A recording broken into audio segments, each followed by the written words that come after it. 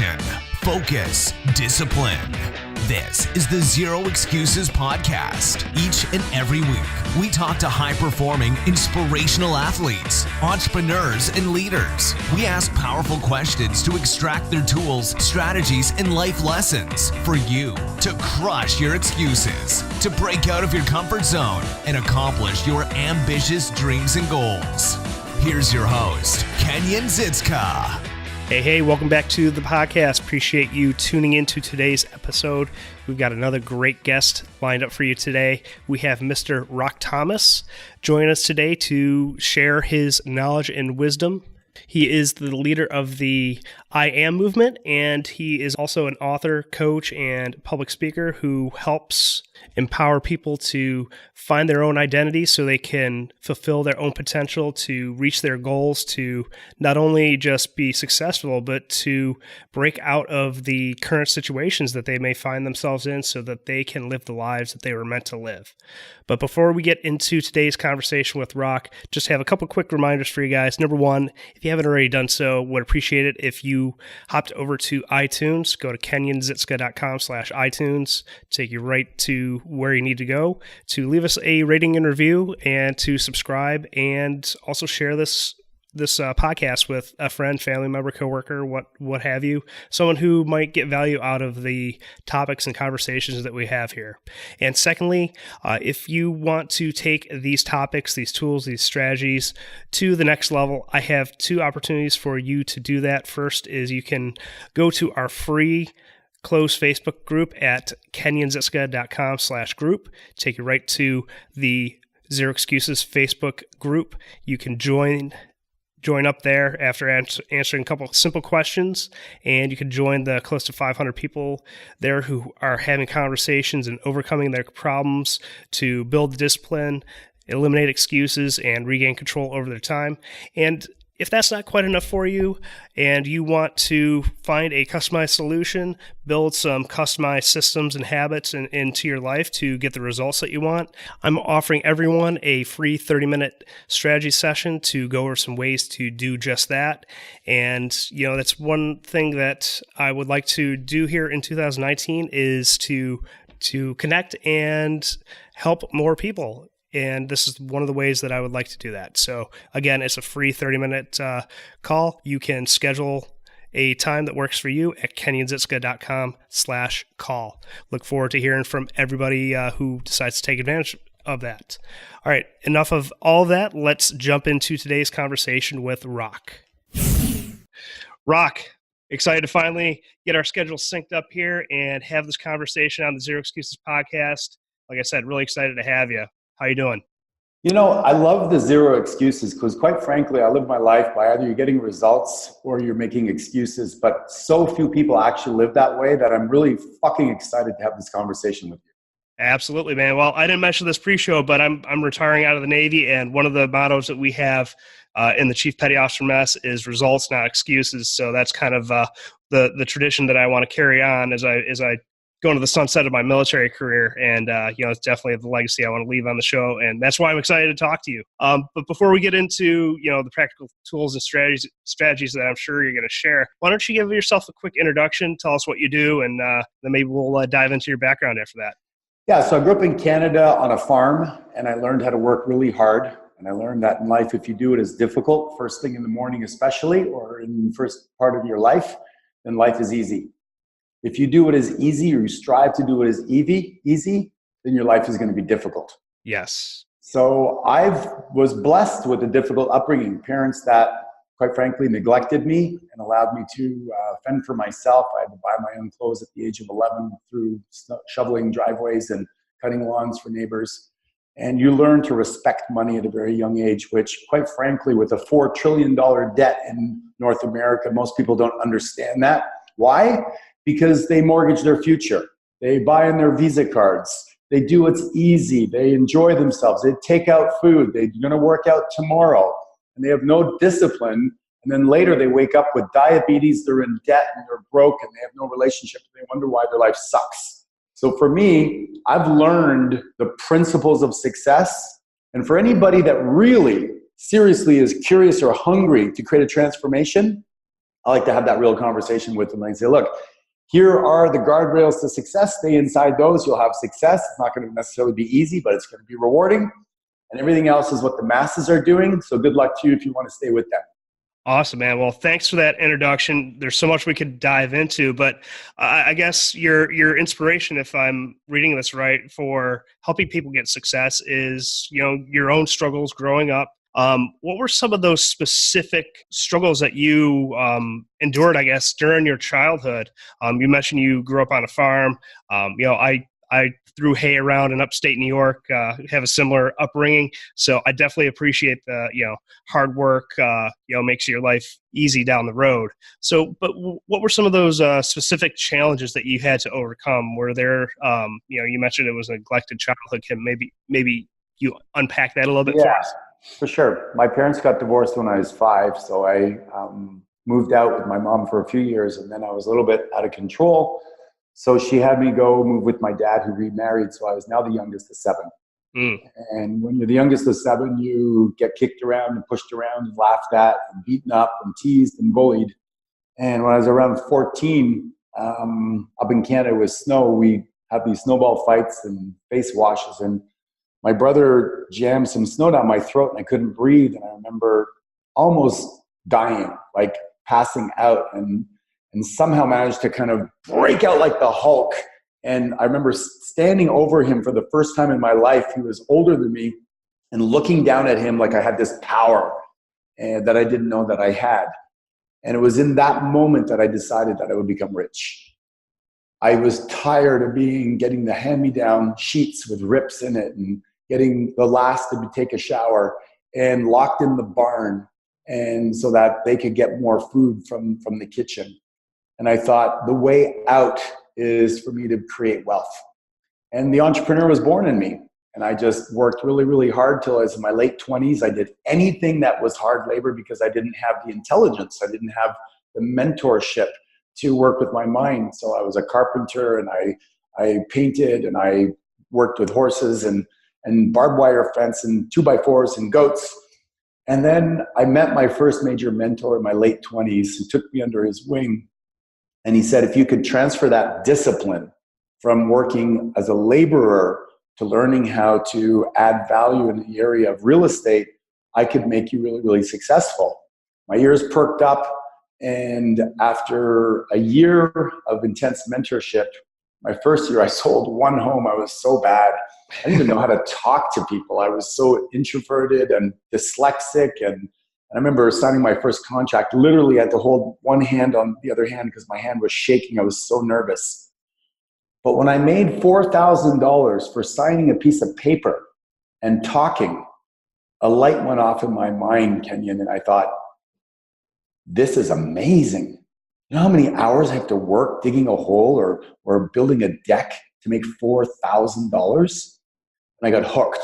And I listened. My ears opened up. I listened to everything he said. The next year, I sold 32 homes, then 45, 65, and on to 100. And then I bought the company from him and sold $1 billion of real estate a year for 10 years. 17 years in a row, my revenue went up. I became a speaker and an author, and I just dove into personal development. I'm now a trainer for Tony Robbins. I've written 3 books, and I have 36 streams of income. And it all came from going from laborer, from working hard to working smart. But the key was a mentor. Yeah. Somebody that looked me in the eye and said, you have something more than the little voice inside of you. And it changed my life. Yeah, I couldn't agree with you more on having a mentor. I've always had a mentor, no matter where I turned in the military.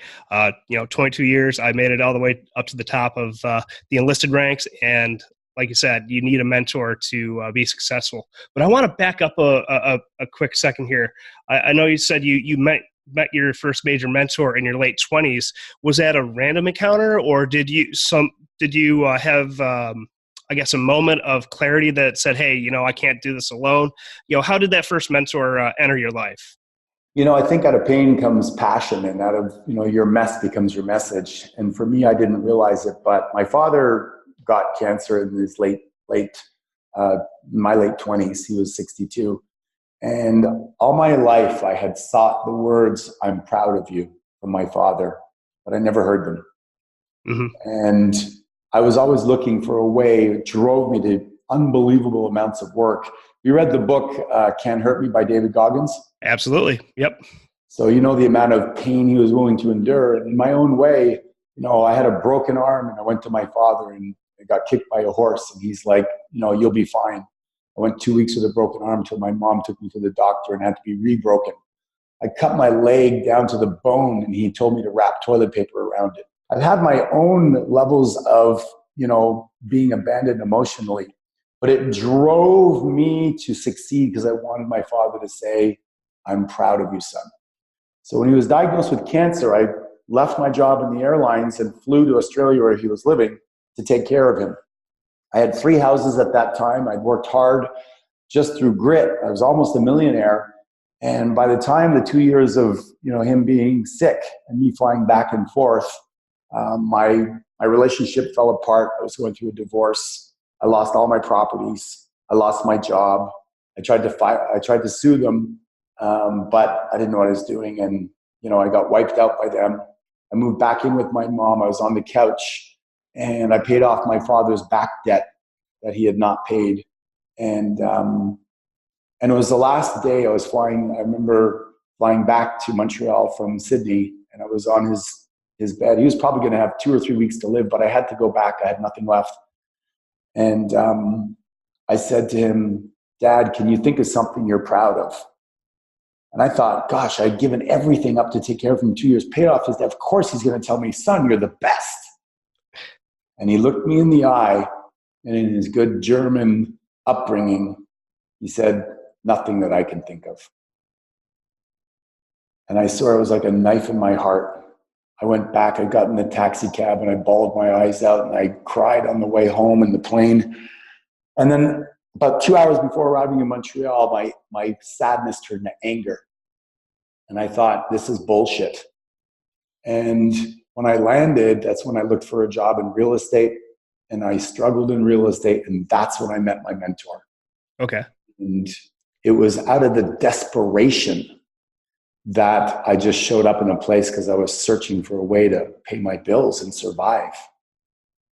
And what was that place? I mean, how did you, were you just seeking some sort of, what was this moment like? I was still seeking the words, I'm proud of you. Okay. Sometimes, even though people have passed on, it doesn't mean that we still don't seek their Right. attention or their words.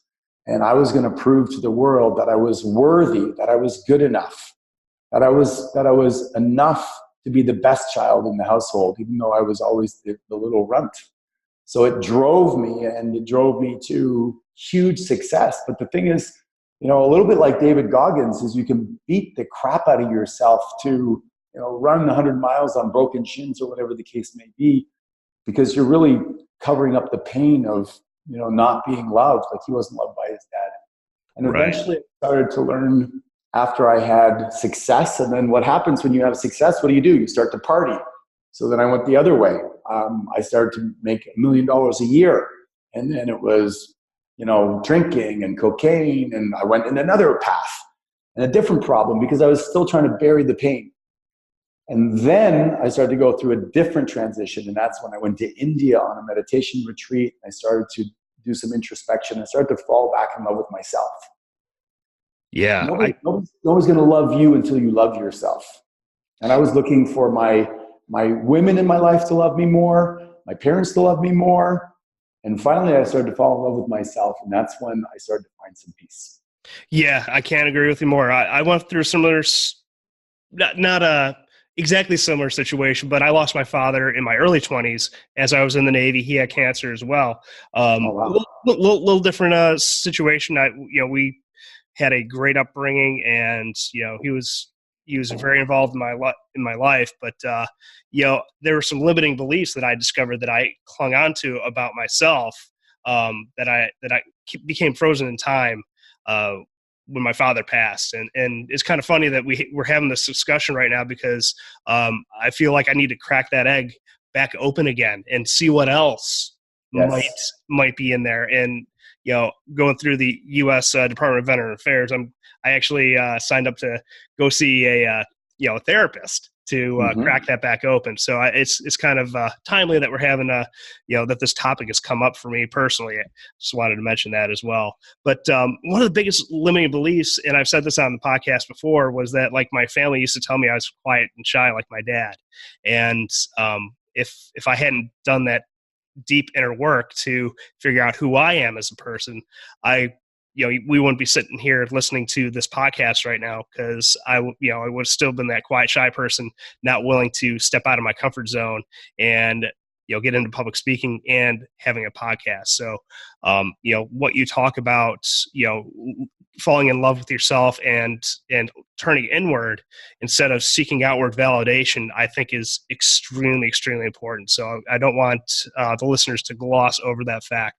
So if you find yourself in a similar situation, either reach out to Rock or myself, and we can help you get into, start digging into these beliefs and emotions and stuff that might be holding ourselves back. Yeah, I mean, there's tools for that, right? And there's things that you can do to nurture that part of yourself. But at the end of the day, most of us men anyway, obviously women and men, but men, we want to find a place to win. And when you find a place to win, whether it be athletics or you're funny or you're a badass military guy, you're respected there, you get to that place where you go, I got what it takes. I'm okay. I got what it takes to survive in this world, and maybe even to attract the woman of my dreams or the man of my dreams, and I'm okay. And if you can't get there, life is hell. Life is hell. You're thinking, I can't get a job, I can't make things work, I'm not smart enough. And then you start looking on social media and you look at everybody else and you think, I'm a loser, and you can spiral down. So really, really important for people on their journey, wherever they are in that journey, because we're always comparing, right? I remember when I first started speaking, I compared myself to, the people in my environment.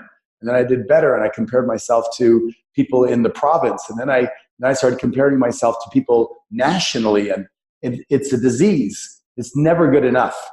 So you've got to find a way to want to be the best version of yourself without feeling shitty that you're not as good as other people. And that's a fine line. Would you agree? Absolutely, yeah. And I find myself writing a vision statement for myself about the person who I want to become. And that's what I try to compare myself to. Yeah, there's some influential people that I look up to, that I admire, that there's some qualities that I may want to emulate a little bit within myself. But I try and, draw the line between that and comparing myself to them, because I don't want to be exactly I just want to be like me. I want to be me. And, if I try and be somebody else, I'm not going to come across as genuine or quote unquote authentic. Kind of hate that word, by the way. I like genuine a little bit better. Yeah, I get it. Well, you know what they say is that you might as well do you, because everybody else is taken. Absolutely. So, I know we're kind of going down different rabbit holes here, but, what was the biggest, once you started working with this mentor, was he specifically real estate, or did he get you into the mindset and, that deep inner work? Well, I think for people that are listening, when you choose your mentor, I admired this guy and I respected him. He dressed well. He was a good family man. He had a beautiful wife and some nice kids. He drove a nice car. There were things that I respected and admired. And I think when you choose your mentor, you want to look up to them. You want to be a little bit in awe. It's kind of like, wow, one day when I grow up, I'm going to be like that. And so he was a lot that to me. And then later, a few years later, I worked with Tony Robbins, who I looked to, and I thought, this guy's got incredible energy. So I've had many mentors along the way. You take different pieces from them. But one of the biggest lessons I got in the personal growth was that the words that follow I am follow you. And when I was younger, my brothers and sisters gave me a lot of disempowering labels. You're a loser, you're skinny, you'll never amount to much, you're stupid, pizza face, ugly, and many, many more. And the problem is that we usually repeat these to ourselves and we take them on. Yeah. And then as you take them on and you repeat them inside of yourself, you start to believe that's who you are. And, people were not born lazy. But if your parents called you lazy because you're sitting around playing video games, you may start to believe you're lazy, and then you live into that. That's not going to serve you. Right. So what my mentors taught me is you can change the label voluntarily. So I went from pizza face to ruggedly handsome. Yeah. I mean, go back to the example I gave too. Like, I am quiet and shy. Like, Yeah. if I didn't rewrite that belief, who So knows? people say, right, 100%. So people say, well, how long does it take to change? I think it's a mathematical equation. You could say 21 days to change your habit, 66 days to change your habit if you read the one thing, or whatever. The point is, it's a factor of the intention and the amount of emotional energy you put into it. If you have a saying that you're shy and you go, you know what, I'm outgoing. Yeah, I'm a pretty outgoing person. But you don't say it with conviction, it might take you a lifetime to change it. Mm-hmm. But if you were to jump up and you were to go, hey, everybody, I used to be really shy, but I'm working on being more outrageous. Who wants to have a conversation with me? If you were willing to do that at a party, you would shock your nervous system and you would create a pattern interrupt that would allow you to have immediate transformation. And then if you just condition that, the transformation will happen more rapidly. Yeah. The problem is, most people don't want to look stupid. They want to look good. So they try to do it quietly. And they try to do it in a non-radical way. However, if you look at all the great people like Elon Musk and Steve Jobs and Jim Carrey, these people, you would not describe them as rational or ordinary or average, would you? No, not at all. They're outrageous in their own mind. They're outrageous in their behavior, and they create radical results. So if people want to change a habit, they need to do it radically. Otherwise, it'll take a fucking lifetime. Yeah. Well, have you had experience where maybe just a simple subtle shift will also work? Because with me, of course. With me, I said I was quiet and shy, but that doesn't mean that I can't be a good public speaker. A lot of public speakers actually are introverted, right? They get on the stage and they find a different part of themselves. We all have different parts to ourselves. Yeah. I'm just saying is that whatever you want to shift in your life, you decide the age and stage that you want to move through it. The mind wants to deal with what it's familiar with. Mm-hmm. And a lot of people say what you're comfortable with. I changed the word to familiar. You're a words guy because you say you prefer genuine versus authentic. So I'm going to go down this road with you. All right. Okay. Is comfortable is it kind of leads you to believe that it feels good. But I was, David Goggins was comfortable, or he was familiar with difficult situations. Right. It didn't mean it was comfortable, but he was familiar with it. Bring it on, right? I was familiar with hard work. So I sought hard work. Was it comfortable? No. But it's what my ecosystem knew. I have a client of mine that she, growing up, had a cousin that was always getting into trouble and always mischievous. And they hung out together the whole time. And guess what? She's attracted to men that are always getting in trouble because she's familiar with it. And she keeps on saying, why am I attracted to this guy who's just getting in trouble all the time? And when you unpack it, you realize that we keep on seeking that which we're familiar with, even if it doesn't serve us. So how do we break that? How do we break that chain? Even if it's if it's a more of an outward trait, like you just described, where you're getting into these different situations, these bad situations, how do we interrupt that pattern? Yeah, great question. So anytime you want to change anything, the first thing is you have to become aware of it, because if you keep on doing it, you're not aware of it, you can't change it. The second step is to understand where it comes from. So like she started to reflect and she had an aha when she was jogging. And she's like, oh my God, I just connected the dots. That's what it is. So that's that reflection, meditation, therapy, talking to people, going to seminars, reading books, listening to podcasts. And then one day it clicks and you're like, oh my God, right? Yeah. Then what you have to do is you have to create a new vision. What would serve you at a higher level is to be attracted to somebody who's loving and caring and grounded, as an example.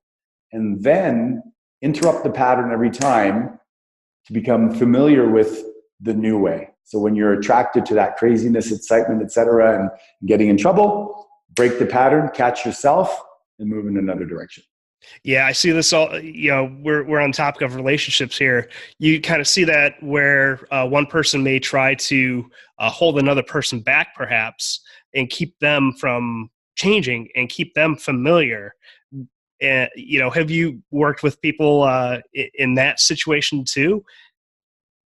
100%. I mean, it's one of the biggest reasons people fall behind in life or stay behind is because we have this desire to connect, which is almost one of the strongest human desires, right? Is to be with people, belong and connect and matter. And if you're hanging around with a bunch of people that aren't going anywhere and you strive to go somewhere, there's going to be a gravitational pull for them to pull you back. Not because they want to hold you back, but because they don't want to be left behind. Yeah.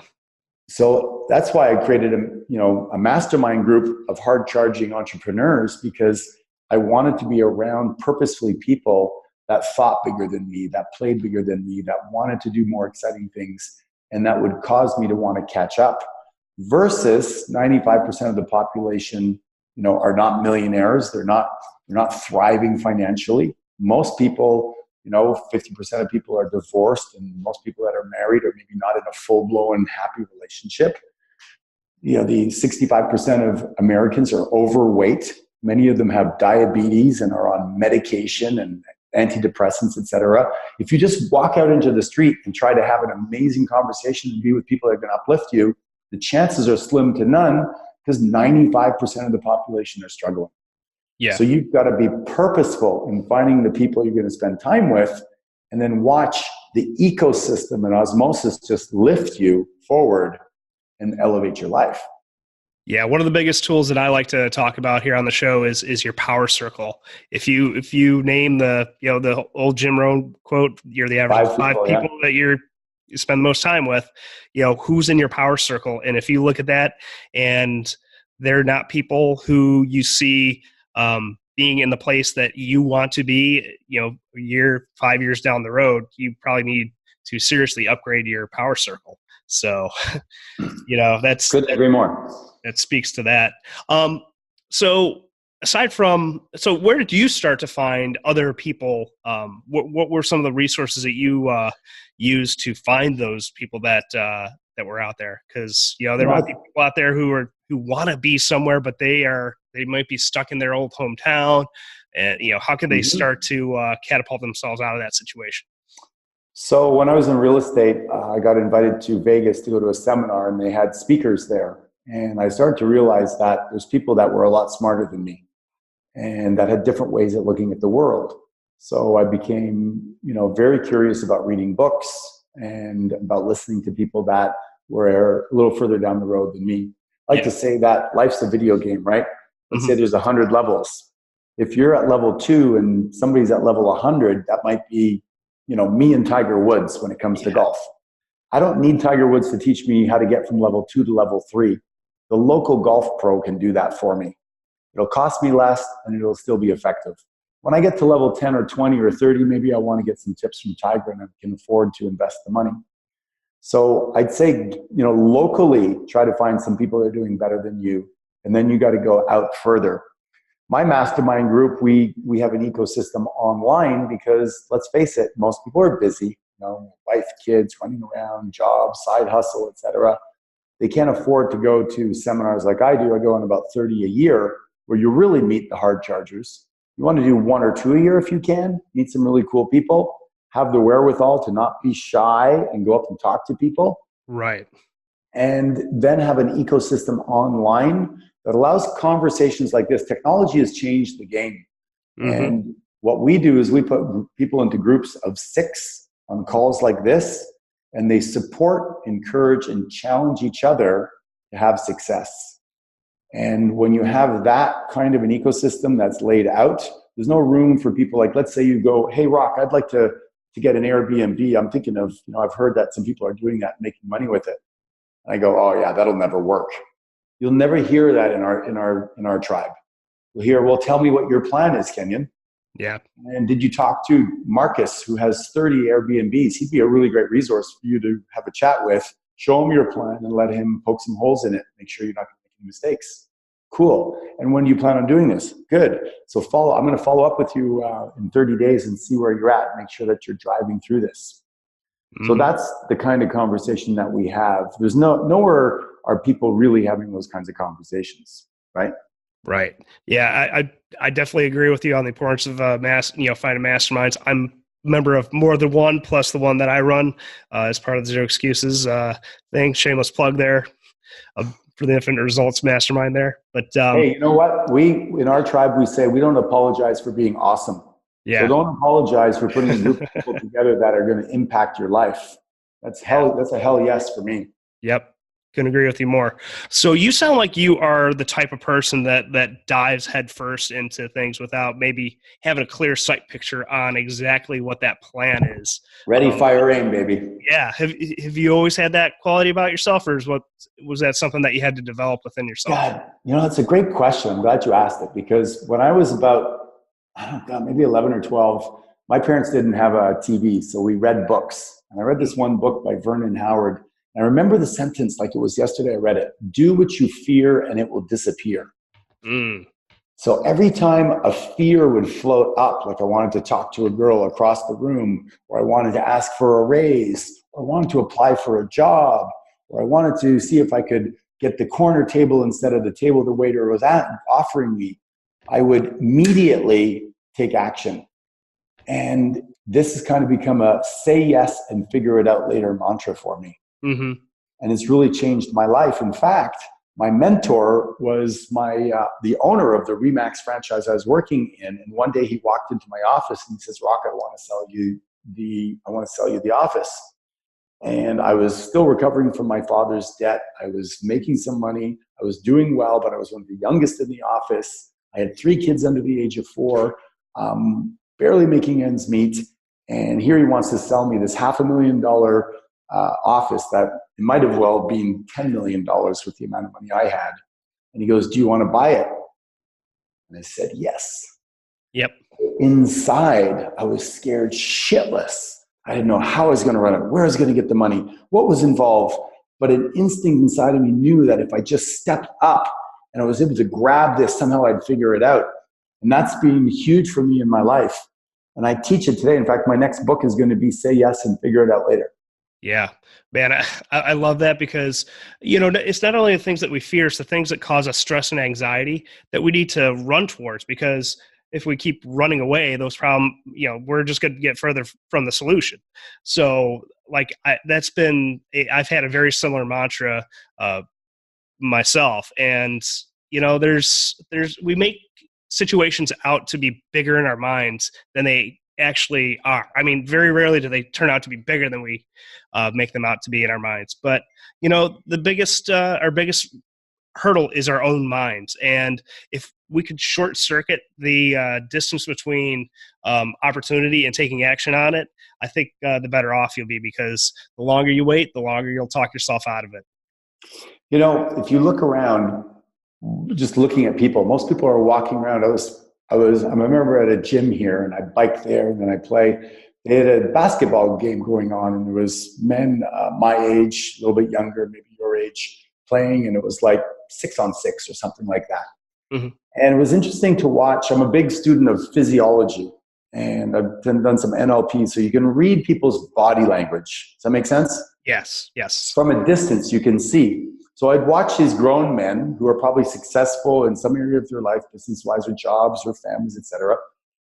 They'd pass the ball, and then they'd throw, and they'd miss the basketball net. You could watch their head go down, and you could watch them beat themselves up.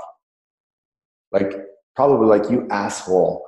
You should have passed it. Now you took the shot, you didn't make it, you loser. You're better than that, but now you... And it's went over and over. Almost every guy that played, I watched them do that. Another guy passed it behind the guy, and he's like, oh, shit. And they beat themselves up. The dialogue that goes on for most people, if you spoke to yourself the way, if you spoke to your friends the way you speak to yourself, you'd have no friends. Yeah. So the biggest thing I think when we talk about little tools, I say to people is, do you have a dog? Yeah. I go, talk to yourself like you're a dog. Yeah. How do most people talk to their dog? Oh, you little cutie over here. Come over here. You do. Oh, you're the best. You're the best. Come over here. Give me some, right? Yeah. You wag your own tail. Yeah. So I think it sounds so simplistic, but we got to fall back in love with ourselves. We got to appreciate ourselves. We're doing the best we can. Acknowledge ourselves. Notice the little kid in ourselves, the 8-year-old little boy that hasn't been taken care of for a while. Encourage, support, and then a little bit of challenge. Come on, you can do it. Let's go. You miss a shot, laugh it off. You're not a freaking pro.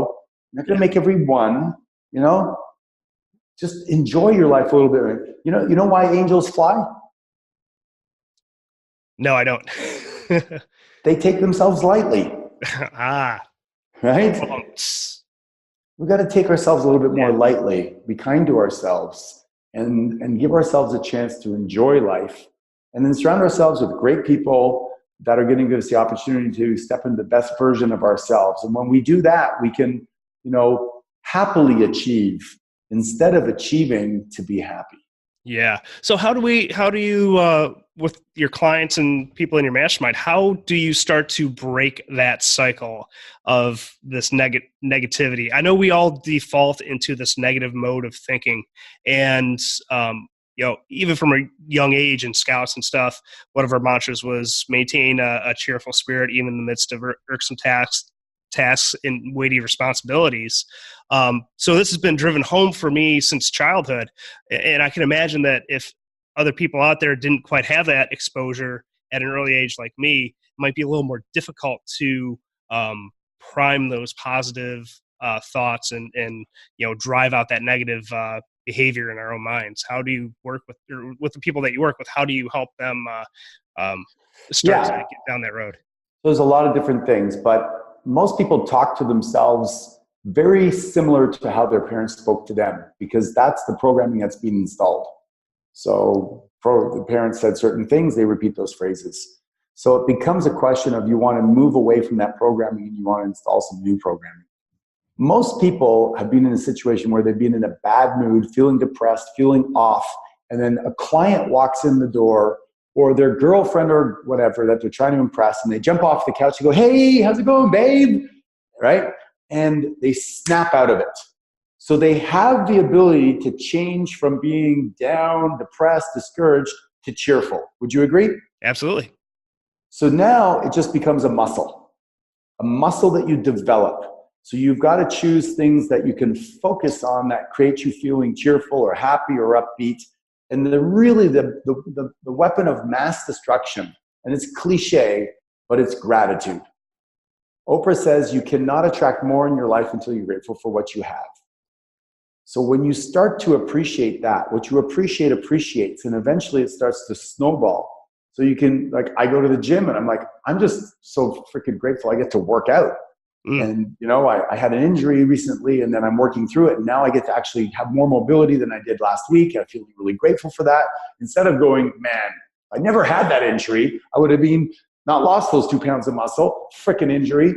That's focusing on the negative. Instead, I'm focusing on what I can appreciate. And then I just continually do that. You can just put a silly smile on your face. Yeah.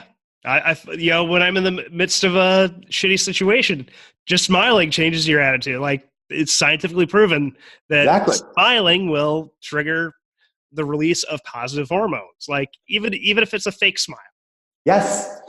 And so that playful side, right? Being more childlike can snap you out of it. And it's been proven scientifically that the better you feel, the more you'll do. And the more you do, the better you'll feel. So if you don't snap yourself out of it and have some routines that serve you. So for instance, go to bed, put your phone in the other room with the alarm on it so that when it goes off, you can't hit the snooze button. You get up, you get to the phone, do 20 push-ups. And if you make that a ritual and a routine, before you look at your emails or what have you, you're now all of a sudden the blood's pumping, you're feeling good. How do you feel good about yourself and build your self-esteem? You do things that are a little bit difficult. And you start to go, you know what? I'm a badass. Not Yeah. everybody's getting up and doing 20 push-ups or 100 push-ups. I do 57 push-ups because I'm 56. I like to do one more than my age. It's just a little thing that I have, right? I'm always going to stay ahead. I'm 100 years old. I'm going to do 101 push-ups first thing in the morning. Boom, right? You don't own me. I own you. My mind is my slave. I drive it. It doesn't drive me. I program it. I built this fucking body. I built this brand. I choose to show up every day and have the rituals that serve me. And that is a choice. It's a practice, but it's a choice. So it sounds like you are big on routines and habits. What are some of the key components of your morning and evening routines that you can't do without? Yeah, so it's basically meditation, quiet time to reflect and visualize on what I want to create. Jeff Bezos apparently spends 2 hours in the morning visualizing, richest man in the world. So maybe there's a clue there. Reading something or listening to something motivational. So I often have my phone on airplane mode and go to something that I listen to. I have a 5.5 minute affirmation that is my I am statements that I listen to myself that I've recorded with some badass music. So it's like I'm gifted, guided, grateful, powerful, passionate, playful, sexy, sensual, sensitive, and blessed. I'm a gladiator, and I listen to that again. Definitely exercise. There will also be some journaling. Journaling is something that I think people don't do enough of. But when you write down, you get connected to your emotions and you get some leverage on yourself. You start to identify what are some of your wins, what are some of the things that you keep on showing up over and over again that maybe you need to cast some awareness or get some coaching on. So those are kind of the major things that I do. I like to say to people in the morning, I have really two goals, is to agitate my mind and agitate my body so that I'm focused. It might include a cold plunge, something that radically agitates me and gets me fired up and focused for my life. And the night before, I usually ask a series of questions that are things like, what did I do that I was proud of? And then I write it out. What am I grateful for? What are some of my wins? And what did I learn? And I'll do that before I go to bed. And then I'll visualize waking up in the morning in the way that I want to wake up. I'm going to wake up at 6 minutes past 5. I'm going to wake up probably a minute before my alarm goes off. I'm going to immediately get up, do 57 push-ups. And then I'm going to say my affirmations, get fired up, jump on my bike, head to the gym, feeling great, listening to some really good motivational music. And when I get there, I'm going to be on fire. Awesome. Yeah. Your morning routine is pretty much spot on to mine. I do a little different movement. I do 30 sit-ups, 30 squats, and 30 push-ups. So slightly different. Just move the body. That's all you got to do. Get the blood pumping. And there's so many people out there that they just wake up with just enough time to shove a little bit of unhealthy processed food in their mouth and head out the door for work. And I like to say there's 2 times in the day that you control the most. That's the first hour after you wake up and the hour before you go to bed. So take full advantage of those 2 periods of time. And, you don't have to be like a Jocko Willink and wake up at 4:30. Just pick a time that works for you and roll with it and create that routine, create that power for yourself. Yeah, a lot of people don't know that you have actually the most energy, the most clarity the first 4 hours approximately, science says, in the morning. So you want to be doing things that really matter during that time and not surfing the net and answering unimportant emails. You want to, like when I wrote my book, I did an hour as soon as I got up. Immediately I got up, I put the kettle on for tea, I sat at my desk, and I just started writing. Whatever came out, wrote, because you're still in that alpha state. You're still in a state where you're creative and you're not filling up with the noise of the day. If you notice, people that say, I like to work out at the end of the day versus first thing in the morning, many times the shit hits the fan and they can't work out. The kid gets sick, there's a snowstorm, whatever. And so you got to get the important stuff done in the morning. Absolutely. Totally agree with you. And, if you're listening out there and you don't have a routine, you should. And if you're listening to a podcast like this, I can't imagine that you don't have a routine, but if you don't, reach out to Rock or myself or anybody out there that you might resonate with, and we'll get you on track for those things. But Rock, we are starting to bump up against time here. Speaking of getting a hold of you, how can people get in touch with you? And maybe if they're interested in joining the mastermind or even working with you one-on-one, how can they do that? Yeah, so just to piggyback on your time thing, I have a thing called the Sunday System for Success, and we teach people how to plan their week, because most people don't even plan their day, but people that plan their week have a huge advantage. And people have reported back to us that they save 5 to 10 hours a week. So think about if you had 5 to 10 hours a week more, just because you were more focused, productive, efficient, and by the way, less stressed, because when you are reeling and you're doing things reactionary, Stephen Covey has this great book. He talks about, the quadrants in the 7 Habits of Highly Effective People of being in the important but not urgent. So working out at the gym is important but not urgent. But if you don't schedule it, you never get to it until you have diabetes, and then it becomes important and urgent. Right. So it's about navigating through those boxes and helping people really get the edge on life. So that's one of the things that I like to share with people. But the best way to get hold of me is, email is rock@rockthomas.com. If you are interested in being part of a leveled up conversation when it comes to entrepreneurship, where we teach people about passive income, kind of the Robert Kiyosaki world, where we don't believe that you should be trading time for money forever. It's fine if you're doing it and you have a job you love, but 85% of North Americans don't love their job, which means that they're trading their most precious commodity, time, for dollars. And I don't believe that you should have to do that, because there's a better way.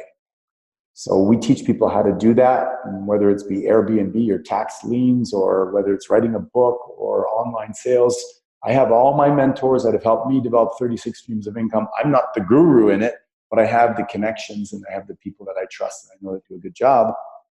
Then you go to gom1.com, GOM1.com. And I have another tribe called Go Abundance. That's a really cool tribe for healthy, wealthy, generous men that choose to lead epic lives and don't apologize for being awesome. So if you're looking for adventure and you're a guy and you like to travel around the world doing some cool stuff, we went kayaking in the fjords in Norway, and we head to the Galapagos next September, and we do some really cool ski trips. It's a really, really great way to hang out with high-minded people. GoAbundance.com. I mean, I could go on and on. Just social media, rockthomas.com, basically. I have a bunch of Facebook sites where I put some free content out there. So if people are not at a place where they can really not used to investing in themselves by going to events and things like that, they can just friend me on Facebook and tap into some free content. And by the way, if they go to rockthomas.com, they can download my first book, The Power of Your Identity, for free. And they can start their journey toward transforming the words that I am that follow you. So those are a couple of spots. Awesome. Well, it sounds like you got an abundance of resources for us, and I'll be sure to make note of that in the show notes here, and appreciate your time on the podcast here today. Do you have maybe one last golden nugget that you might not have had a chance to drop otherwise here on the show that you want to leave us with? I might have one. I would say that focus is really what's going to create meaning in your life. Mm-hmm. So, for instance, let's say you have an investment in the stock market, you're playing golf, you look at your phone and you see that the stock market goes down 600 points. You're like, oh my God. You start to feel terrible. You lost $20,000 or $2,000, whatever it is. Had you not looked at that phone, you wouldn't have had that change in emotion. Make sense? Right.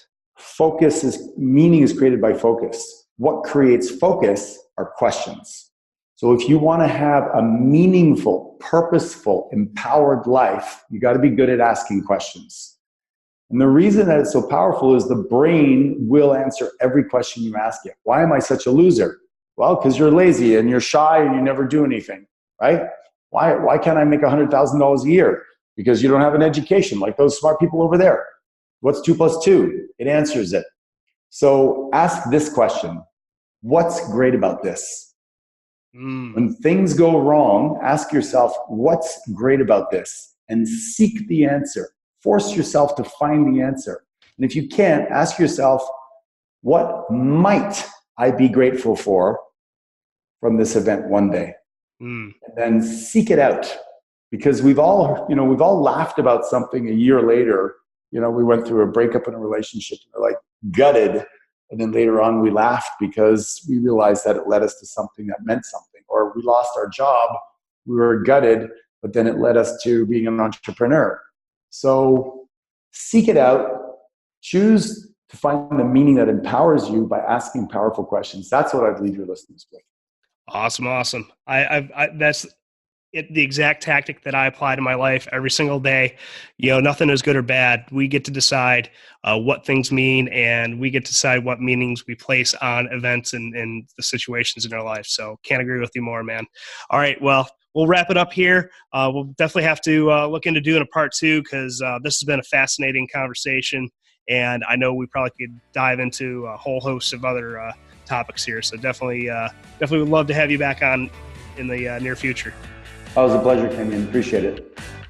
Thank you for tuning in to the Zero Excuses podcast. Join the conversation at kenyonzitska.com in our Facebook group. And don't forget to rate and subscribe to our show. We'll talk to you next week. And always remember, results, not excuses.